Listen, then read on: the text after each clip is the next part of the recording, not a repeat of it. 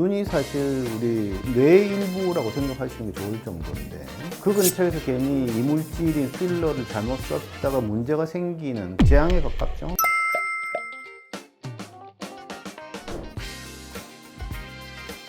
안녕하세요. 섬세한 백박사의 백승주입니다. 반갑습니다. 오늘은 꺼진 눈꺼풀의 해결 방법에 대해서 말씀을 드려보겠습니다.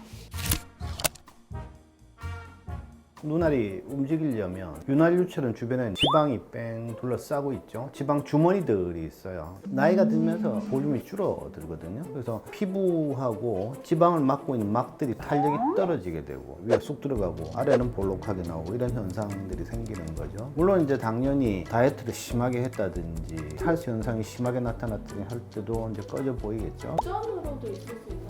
당연히 얼굴의 구조 이런 것들이 유전하고 연관되는 부분들이니까 특히 여자분들 엄마가 위가 꺼져 있으면 이 따님도 나중에 나이가 들면 꺼질 가능성이 있겠구나 라고 생각하는 게 맞겠죠.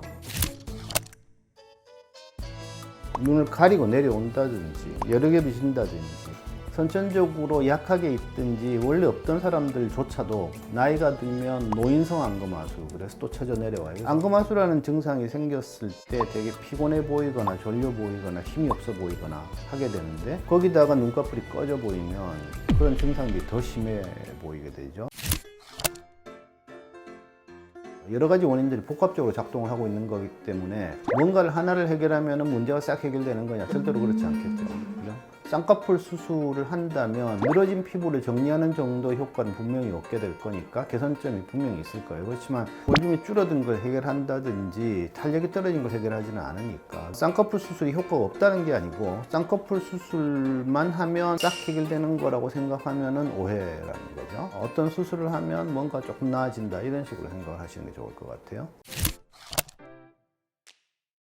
살짝 꺼지는 정도는 자연스럽고 이뻐 보이니까 뭐 손을 안 대도 되는 사람도 꽤 많을 테고 이제 약간 꺼져서 그게 신경이 쓰이는 경우 기본적으로 뭔가를 집어넣는 채우기 위해서 쓰는 방법은 세 가지예요. 필러, 지방, 보형물인데 눈 안구 주변에다가 뭐 실리콘 고어텍스 같은 보형물을 쓰지는 않으니까 결국 이제 필러 아니면 지방이라는 얘기인데 눈이 사실 우리 뇌의 일부라고 생각하시는 게 좋을 정도인데 그 근처에서 괜히 이물질인 필러를 잘못 썼다가 문제가 생기는 재앙에 가깝죠. 그래서 지방 이식 수술을 눈꺼풀 위에 살짝 해주게 되면 볼륨이 조금 증가를 할 텐데 지방 이식 수술조차도 눈 거치에 넣을 때 굉장히 조심해야 되는 게 이제 피부 밑에 지방을 잘못 넣어가지고 덩어리째로 움직이는 얼마 전에도 한 분 그런 분 오셨어요. 실제로 볼륨이 줄어든 자리가 거기가 아니기 때문에 아주 부자연스러운 모양을 만들게 되는 거죠. 지방이 들어가는 위치를 정확히 판정을 해서 정확하게 이식을 해줘야 되는 눈 위 지방 재배치라는 말도 있던데 윗눈꺼풀에 지방 재배치술은 필요한 환자한테서 시행을 해주면 결과는 굉장히 좋은 수술입니다. 가장 지방 재배치가 도움이 되시는 분들은 눈 앞쪽으로 이렇게 지방이 불룩하게 나오고 중간은 꺼져 있는 분들